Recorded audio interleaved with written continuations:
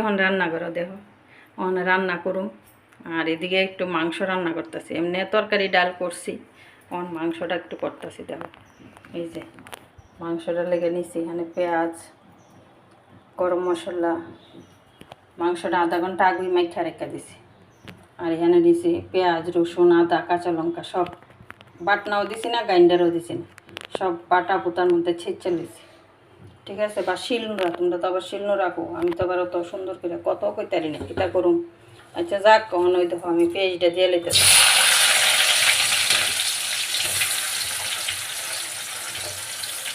পেঁয়াজটা একটু ভাজা ভাজা হইব, এরপরে আমি দিয়ে এলাম রসুন, এরপরে হলুদ, লবণ সবই দিয়ে রাখছি এক লগে এটার মধ্যে।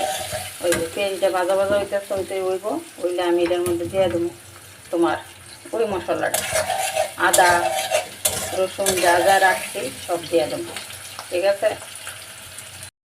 এই যে দেখো, এখন আমার এটা ভালো করে ভাজা ভাজা হয়েছে। তো এটার মধ্যে আমি আদা, পেঁয়াজ, রসুন, গরম মশলা সব ছেড়ে দিচ্ছি।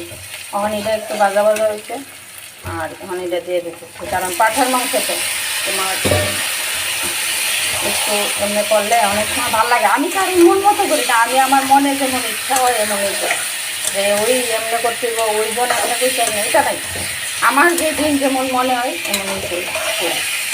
তখন আমি যেটা ভালো করে লাড়া দিয়ে তখন আমি একদম, কারণ অনেকটা সময় লাগবো, আমি অনেক ডাইটটা দিব, ডাইটটা দিয়ে তোলার আঁচটা কমাই দিব, দিয়ে আস্তে আস্তে দিব।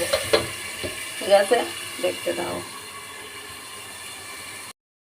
ওই যে মাংসটা বসাইছিলাম, এখন দেখো একবারে ভাজা ভাজা হয়ে গেছে, সব কিছু দিয়ে লাইছি। এখন আমি একটু গরম জল করে রাখছি, ঝুল দিয়ে দেব।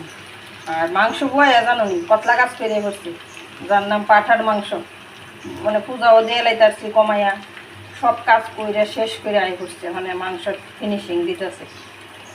জল দিয়ে দিলাম, দিয়ে অনেক ডেকতে দিল, এরপরে আমার মাংসটা তো হয়ে যাবো। আর তো দেওয়ানোর দরকার নেই, তোমরা তো জানোই। এরপরে মাংস ওইটা যার যার মন মতো নামাই দেবো, জল থাকলে বা শুকনা রাখবো যে ওই। ঠিক আছে বন্ধুরা, ভালো থাকবা, সুস্থ থাকবা, এখানে ভিডিওটা রাখলাম।